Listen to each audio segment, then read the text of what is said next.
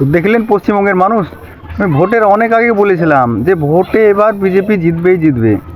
কেন বলেছিলাম? এর পিছনে অনেকগুলো কারণ আছে। সেসব কারণগুলো আপনারা দেখতেই পেয়েছেন ইলেকশনের আগে। কী ধরনের মানুষকে, সাধারণ মানুষকে হয়রানির শিকার করেছে সামান্য ইলেকশনের কারণে। শুধুমাত্র ইলেকশনের কারণে সাধারণ মানুষের জীবন নিয়ে কত রকমের ছিনিমিনি খেলেছে এরা। কখনো এসআইয়ের নাম করে, কখনো অন্য রকমের ইস্যুতে সাধারণ মানুষকে শুধুমাত্র ইলেকশনে ওরা সাত্তাতে আসার জন্য সাধারণ মানুষকে এত হয়রানি করেছে যে মুখে বলা যাবে না। আজ আমরা দেখে নিলাম যে কীভাবে ছলে বলে কৌশলে বিজেপি চলেই এলো। আমরা তো জানতাম যে বিজেপি আসবেই, এর অনেক আগে আমরা জেনে নিয়েছি যে বিজেপি আসবে, কারণ সকল ক্ষমতা একত্রিত করে নিয়েছে। মমতা ব্যানার্জি একাই কি করবেন? মমতা ব্যানার্জি একাই মমতা ব্যানার্জিকে পঙ্গু করে দিয়েছে।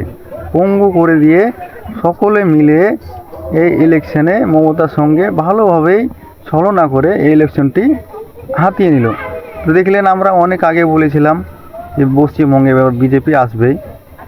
তো আর কিছু বলার নেই, যেহেতু ক্ষমতা তারা নিয়ে চলে এসছে, তো আমরাও দেখতে চাই যে নতুন সরকার এসে কীভাবে উন্নয়ন করতে পারে, কতটা উন্নয়ন করতে পারে।